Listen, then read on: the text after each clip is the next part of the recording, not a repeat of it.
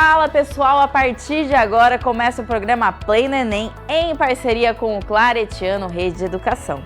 Um programa feito especialmente para quem quer se preparar para as provas do Enem e ingressar em uma universidade. Aqui, além das aulas que são ministradas pelos professores do Claretiano Colégio, você fica por dentro das informações sobre o Enem. E você que ainda não se decidiu sobre qual curso escolher, fique ligado na dica de hoje.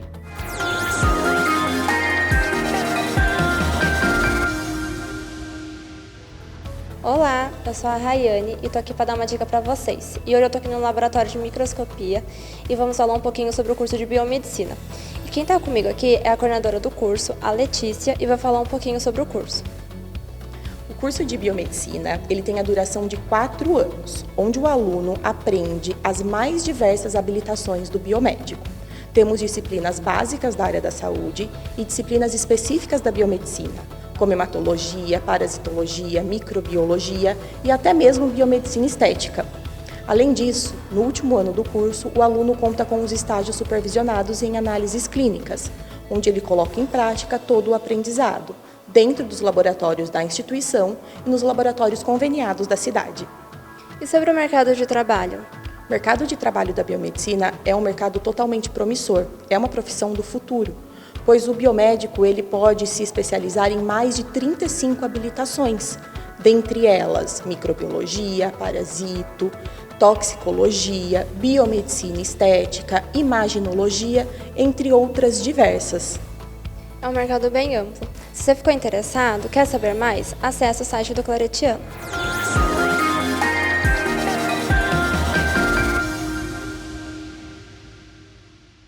Ficou interessado? Então partiu estudar! E a aula de hoje é Inteligência Artificial com o professor Tiago de Castro Ribeiro.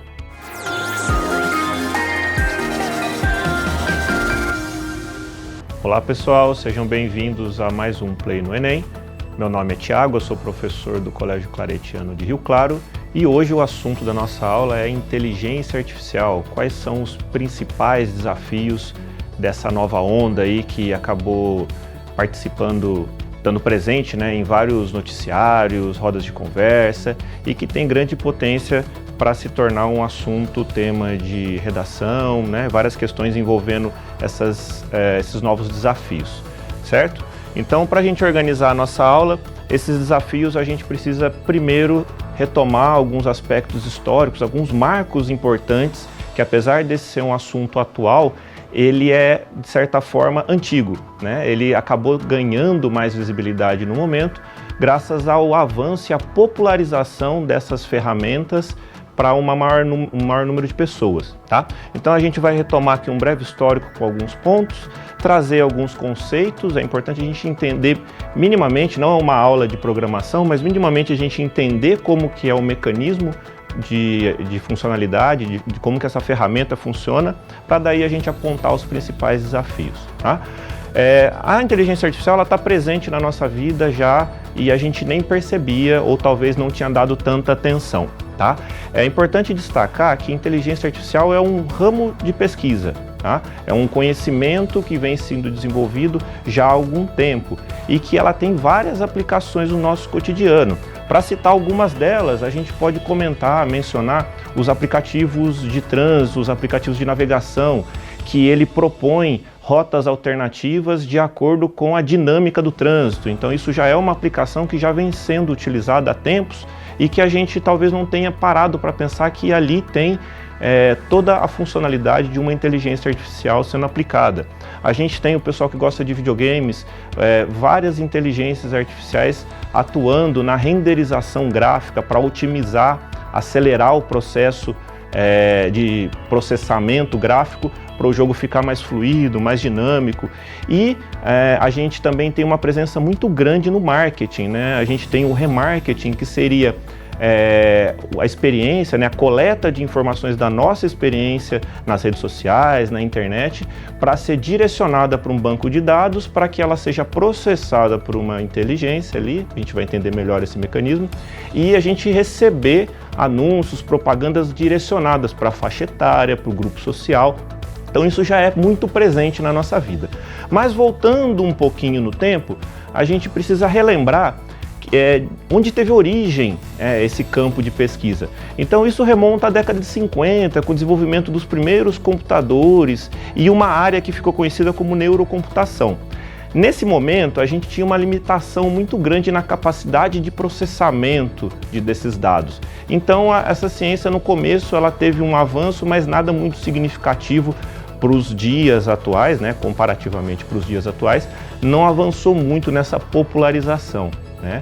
Mas ainda nessa década, no final dessa década, para ser mais preciso, a gente teve um avanço de várias reflexões e várias tentativas de entender qual seria o impacto dessa inteligência artificial no cotidiano das pessoas. Então, uma das grandes contribuições que a gente tem do Alan Turing, que foi um dos responsáveis por conseguir decodificar os códigos encriptados da Alemanha nazista, ele elaborou o teste de Turing. Então, pensando nos dias atuais, como eu consigo descobrir se eu estou conversando com um computador ou com uma pessoa real? Então ele propõe que uma forma de solucionar esse dilema seria a pessoa, interrogadora, escreveria uma mensagem com uma pergunta, direcionaria para uma pessoa e um computador, e a partir dessa resposta ela conseguiria decodificar, conseguiria identificar se seria um interlocutor humano ou se seria uma máquina. Então, já há muito tempo, já questionando sobre com quem a gente fala nos meios digitais antes de existir esse cenário que a gente está presenciando. E nessa mesma década, mas nas décadas seguintes, 60 e 70, a gente tem aí uma contribuição muito vasta do Asimov, trazendo aí na sua saga dos robôs diversos dilemas e conflitos que envolveriam uma sociedade convivendo com seres inteligentes, robôs inteligentes. E ali ele propõe uma série de leis que possibilitariam essa convivência mais harmoniosa. Então a primeira lei é que um robô não poderia ferir um ser humano ou permitir que um ser humano se ferisse. A segunda lei, que um robô deveria obedecer às ordens dadas por seres humanos, contanto que ela não interferisse na primeira lei. Eu não poderia obrigar um robô a assassinar uma pessoa, por exemplo, tá? A terceira lei, proteger a própria existência. Então, um robô teria que garantir a sua própria existência, obviamente sem interferir nas leis anteriores. Mas aí, para quem já leu alguma coisa do Asimov e quem não leu, fica a recomendação, essas leis elas começaram a esbarrar com diversas situações difíceis, com tomadas de decisões muito difíceis.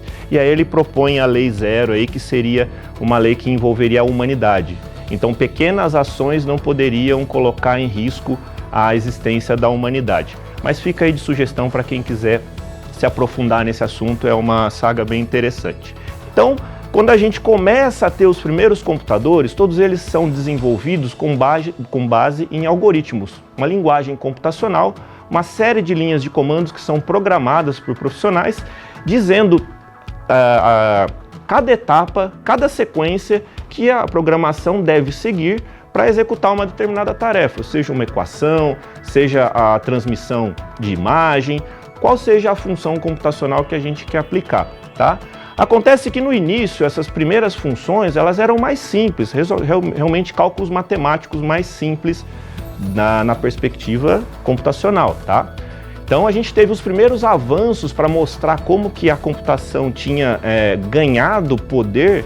Foram os primeiros desafios entre seres humanos e computadores em disputas de xadrez, por exemplo, Mas já pensando que o xadrez ele tem ali uma série de opções de jogadas que eu posso ter a cada turno e com a disposição do tabuleiro e das peças.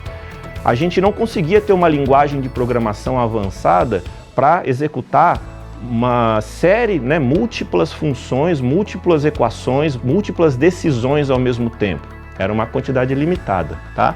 E aí a gente avança para as redes neurais. As redes neurais, elas tiveram um grande avanço, um grande salto, melhor dizendo, porque ela não precisa que o ser humano tenha o intermédio do ser humano a todo momento descrevendo essas linhas de comando, corrigindo os erros. Chega a ser uma tarefa hercúlea, dependendo do tamanho dessa linguagem de programação.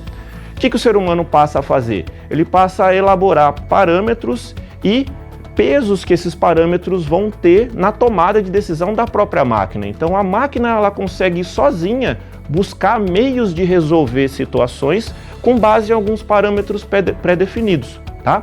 Um exemplo que a gente tem, e a gente está bastante acostumado a presenciar isso, são aqueles sites que exigem um reconhecimento humano, o tal do CAPTCHA, que você tem que identificar elementos visuais para reconhecer que se trata de um ser humano e não de uma máquina. Vejam a semelhança com aquele teste de Turing, né? A gente chama isso de teste de Turing reverso, é que na verdade o computador é que precisa verificar se é um humano e não o humano que precisa verificar se é uma máquina, mas a ideia é mais ou menos a mesma, tá? E a gente tem o avanço dessas redes neurais para as redes que aprendem sozinho. Você inclui ali um mecanismo de feedback, de recompensa para que ela busque sozinha o aprimoramento da rede, tá? Então a gente chama essas que precisam de monitoramento humano, né, com aprendizado supervisionado, de machine learning, e aquelas que têm o aprendizado com base na recompensa de deep learning. Essas que envolvem deep learning geralmente processam uma série de informações mais complexas ao mesmo tempo. São o esquema dos filtros faciais que são utilizados em redes sociais, dentre outras possibilidades, tá? Mas fica tranquilo, a gente vai falar um pouquinho de como que é o funcionamento interno dessas redes neurais. A gente tem um esquema que a gente pode dividir em 3 camadas, uma camada de entrada, uma camada oculta e uma camada de saída.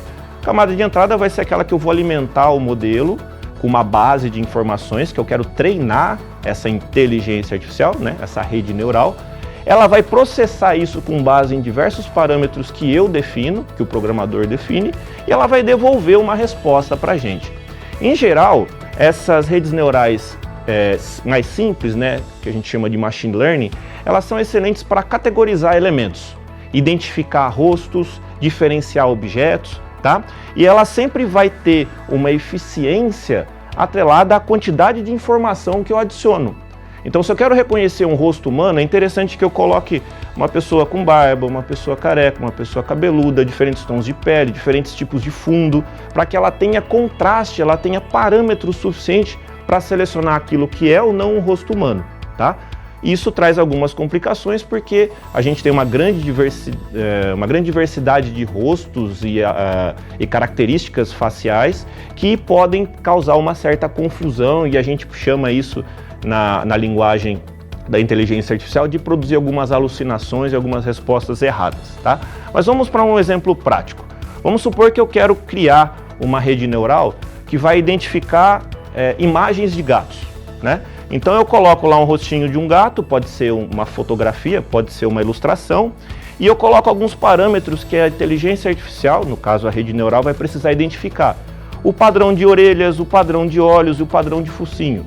Se ela identifica que a imagem apresentada se encaixa dentro dos parâmetros que eu inseri, ela categoriza lá então como sendo um gato, certo? Agora eu posso ter uma imagem que tem uma qualidade diferente ou que ela tem algum problema na visualização desses parâmetros, como por exemplo um óculos, tá? Ela pode reconhecer que o padrão é de orelha, o focinho é de orelha, mas ela não reconhece os olhos. Ainda assim, ela alinha 2 parâmetros e consegue reconhecer como um gato. Agora, se eu incluo uma outra imagem que não tem nenhuma semelhança ou não se encaixa em nenhum padrão dos parâmetros que eu inseri, ela vai identificar como não sendo um gato. Pessoal, isso é uma simplificação, tá? Só para a gente entender como é que funciona essas redes neurais.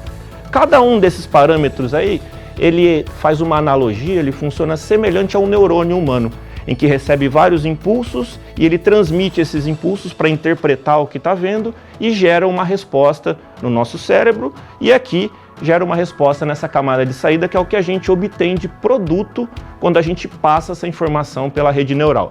Agora a gente tem as redes profundas, ou deep learning, aquelas que se conseguem aprender através de recompensas.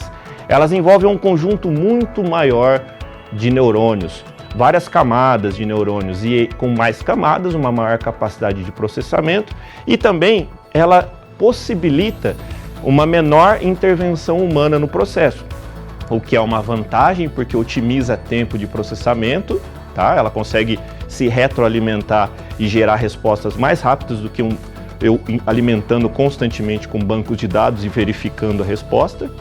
Porém, a gente vai ver que isso pode vir a ser um problema em breve, tá? Ela acaba sozinha criando categorias e hierarquizando esses conceitos, esses parâmetros dentro da rede neural, e ela tem a possibilidade de aprender com os próprios erros. Bom, o que a gente poderia esperar então dentro desse cenário? Alguns desafios, tá?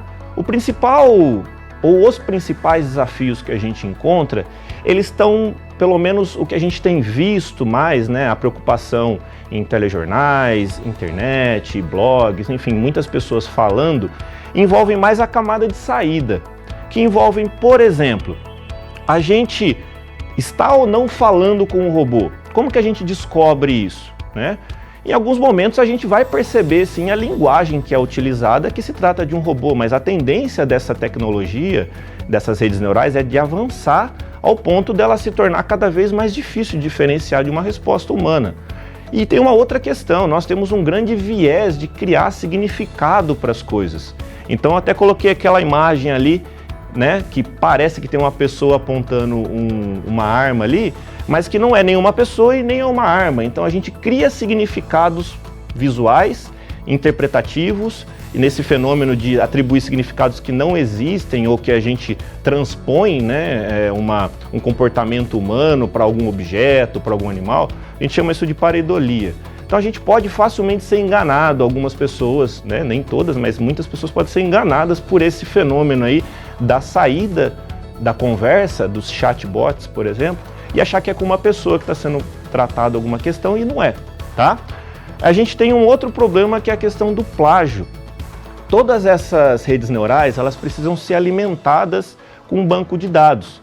Então, se você usa uma rede neural que processa e gera imagens, então você dá os comandos para que ela produza uma imagem de uma paisagem montanhosa, com um rio, ela vai coletar isso num banco de dados e vai te entregar um produto. Só que esse produto, ele tem ali embutido nele elementos de vários outros artistas. Você pode solicitar que essa imagem tenha os traços do Van Gogh, por exemplo. Mas isso não fica no produto, né, não sai ali na camada final. Quais foram os autores, quais foram as referências que foram incluídas. Então a gente tem um problema de pagar os direitos autorais para os artistas, tá? Fora a questão dos direitos autorais, a gente tem uma questão trabalhista que talvez seja a que todo mundo mais se preocupa, né? Nossa, nós vamos ser substituídos pela inteligência artificial. Essa é uma grande preocupação, ela atinge alguns setores mais do que outros e a gente pode voltar aí no ano passado, 2023, a greve dos roteiristas de Hollywood, que justamente confrontou com essa questão do pagamento, né, os direitos trabalhistas que envolvem a produção, não só os direitos autorais, mas as condições de trabalho dos roteiristas, com o uso de redes neurais, de inteligência artificial, para otimizar o trabalho, economizando recurso. Como isso? Então eu já tenho um roteiro escrito, eu já tenho a participação de um ator, de um conjunto de figurinistas, e eu pego essa filmagem, coloco na minha rede neural e eu trabalho ela para produzir novas cenas, novos roteiros, sem pagar os direitos devidos, tá? E por fim, tá outra questão muito importante, que é a questão da segurança. A gente pode confiar nessas redes neurais a ponto de deixar ela dirigir um veículo? A gente pode confiar que elas vão trabalhar, processar dados sigilosos, que elas vão conseguir filtrar informações falsas? Será que ela vai mentir para a gente, né? Muito se fala em mentir, mas seria uma resposta alucinada da inteligência. Nessa necessidade dela te entregar uma resposta, ela pode juntar informações que não condizem, pela simples necessidade de entregar essa resposta. Então existem várias questões e grande parte delas estão nessa camada de saída. Mas existe uma questão mais importante até, ela não atinge diretamente o nosso cotidiano por enquanto, mas são aquelas referentes à camada oculta e que todas as big techs, né, as grandes empresas de tecnologia, estão focando em gerar mão de obra, recurso humano para tentar resolver esse problema, ou pelo menos lidar com esse problema, né, tentar mitigar, que é a questão do alinhamento e da interpretabilidade da camada oculta. Uma vez que os dados estão na camada oculta, a gente não consegue rastrear quais são os caminhos que a rede neural desenvolve para a resolução desses problemas. Então isso seria a nossa capacidade de interpretar essa camada oculta. E é muito importante que a gente saiba disso, porque eu preciso saber se a inteligência artificial, a minha rede neural, ela entrega uma resposta, eu faço uma pergunta para ela, ela não responde ou responde de maneira errada. Ela respondeu de maneira errada ou não respondeu porque ela não sabe ou porque ela não quis responder? Ah, mas como assim, né? Aí já parece uma coisa meio apocalíptica. Não, a gente precisa, nessas redes neurais, incluir alguns filtros. Eu não posso permitir, por questões de segurança, de sigilo, não posso permitir que uma rede neural tenha acesso a informações de segredos industriais, de estratégias militares, né? Eu não posso permitir que um amplo público tenha acesso a essa informação, então eu coloco um filtro. Eu preciso que ela seja retroalimentada a não disponibilizar essas informações que colocam em risco a humanidade, colocam em risco instituições, governos. E aí, qual que é o caminho que ela faz para esconder essa informação? Então, a gente não consegue mapear muito bem e com o avanço da capacidade de processamento e geração que essas redes neurais têm, a gente está meio que ficando perdido no meio do caminho. Então, uma boa parte do investimento das empresas tem se voltado para entender, resolver a questão da interpretabilidade, conseguir rastrear as decisões tomadas pelas redes neurais, mas também a gente tem um problema da questão do alinhamento. A gente cria alguns filtros para preservar a segurança, para preservar informações sigilosas, enfim, perigosas, mas ao mesmo tempo que a gente treina essa inteligência, a gente treina essa rede neural, a gente embute ali alguns vieses humanos. Então é comum a gente ver algumas notícias, né, de que a rede neural entrega algum padrão de resposta preconceituoso, discriminatório, sendo que ela vai sendo cada vez mais retroalimentada com o ser humano, com textos, frases, imagens. Então já existe um próprio viés humano e além dessa camada do viés humano existe talvez ali também um viés do programador, né? A visão de mundo, a cultura, os princípios éticos. Então tudo isso ainda fica muito nebuloso para quem trabalha nessa área e para a gente que está lá na ponta da cadeia, a gente só vê de fato as questões práticas do nosso dia a dia. Bom, diante desse cenário, né, a gente começou a ter a questão da inteligência artificial sendo popularizada há 2 anos atrás, né, em 2022, e somente agora em 2024 que a gente tem uma primeira legislação que visa regulamentar o uso de inteligência artificial. Vejam, 2 anos já em defasagem. Nós temos os Estados Unidos também se reunindo em torno dessa questão. O Brasil tem começado a discutir, a China. Isso se torna uma questão muito importante e cada vez mais somado, né, esforços para tentar ver quais seriam os melhores encaminhamentos. Uma coisa que eu destaco aqui para a nossa aula é a categorização em risco que a União Europeia sugere. Então ela coloca 4 níveis de risco e cada um deles exige uma documentação, uma implementação de regras e leis e sistemas de fiscalização para as empresas de acordo com o que eles julgaram perigoso para a União Europeia. Existem os riscos que são considerados inaceitáveis. Um exemplo seria uma rede neural, um sistema de inteligência artificial que monitorasse em tempo real o reconhecimento facial das pessoas. Isso poderia ser uma questão de risco apontado, então ele não é permitido de acordo com esse ato regulatório da União Europeia. Um risco alto seria aquele que envolve o uso, exemplo, né, o uso de dados pessoais, como informações financeiras, informações de saúde, que poderiam ser utilizadas por empresas para venda de seguros, de vida, crédito pessoal. Então essas são permitidas, porém como elas apresentam um alto risco, elas exigem uma série de documentações e um sistema de fiscalização, de checagem muito rigoroso, né? Até aquelas que apresentam um certo risco limitado, que seriam o chatbot, por exemplo. Então as empresas seriam obrigadas a comunicar que o usuário está tendo uma conversa com um robô e não com um ser humano, tá? Seja essa conversa por texto, mas muito em breve conversas por áudio, conversas por vídeo, tá? E aquelas que apresentam um risco mínimo, que todo mundo já utiliza, que são os filtros de spam que a gente tem no e-mail, as inteligências que renderizam gráficos de jogos, de aplicativos, de softwares, tá certo? Bom, em que pé que a gente está atualmente? A gente tem uma possibilidade imensa do uso de inteligência artificial no nosso cotidiano, o que vai acelerar e ganhar muito em produtividade. Mas a gente tem vários riscos no radar. Então é importante a gente se atentar a esses possíveis riscos, entender onde eles se encaixam, quais são os principais riscos, aqueles que são mais contornáveis, para a gente tentar seguir aí na melhor solução e com a inteligência artificial sendo aliada à humanidade.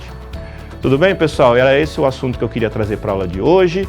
Nos vemos numa próxima. Bons estudos!